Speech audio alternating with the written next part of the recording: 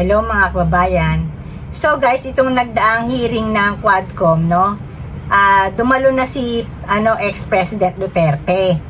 Tapos nandoon din si dating Senador Antonio Trillanes.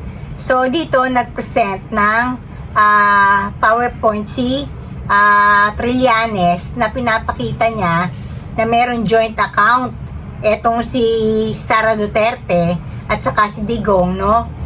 Na sinasabi niya na ang mga nade-deposit dito ng mga kaperahan galing sa droga.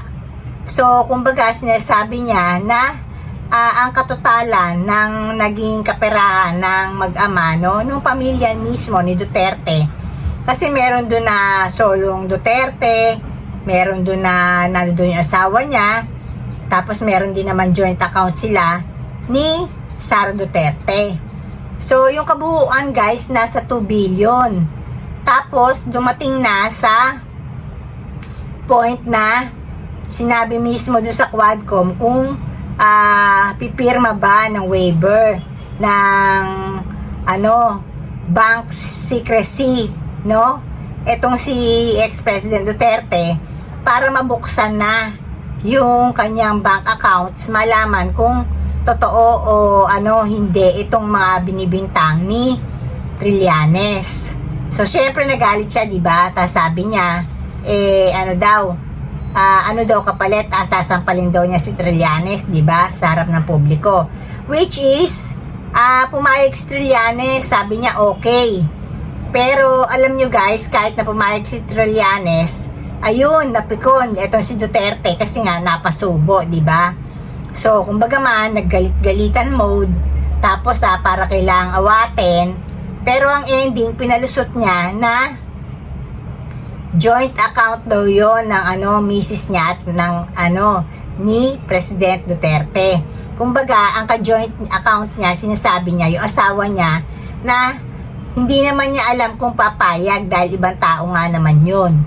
So, ngayon, sinasabi niya na hindi siya makakapagpasya ng pansarili niya, na pinabulaanan naman ni Trillanes kasi sinasabi niya na ang ka-joint account naman ni Duterte ay mismo si Vice President Sara Duterte.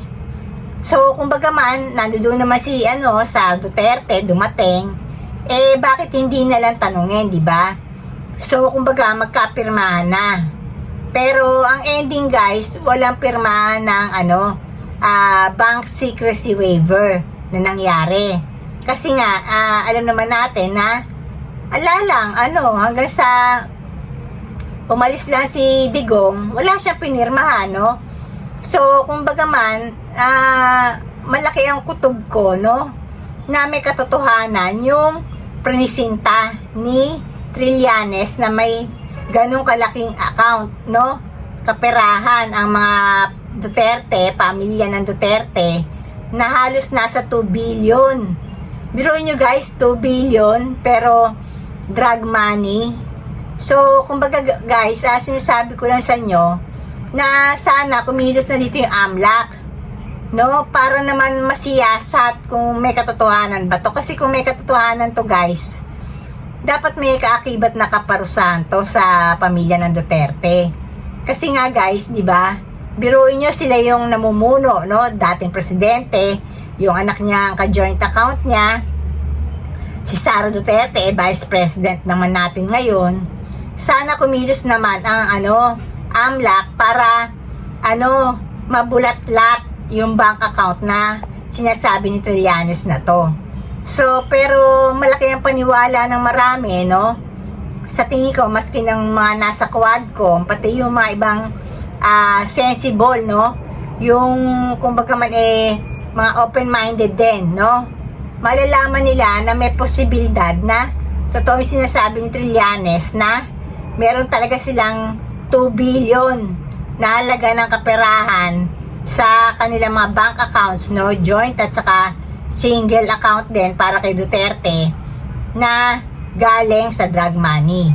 So, ayun lang guys, sinasabi ko na hindi naman talaga yung misis niya yung ka-joint account niya sa iba Minsan, may solo siya.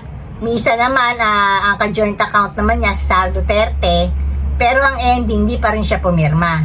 So, ayun lang guys, sinisiwalat ko lang na may posibilidad talaga na nagkapera sa droga itong mga Duterte at fake yung drug war ni President Duterte, no? So, ayun lang guys, dito na ako and blessings everyone. Bye!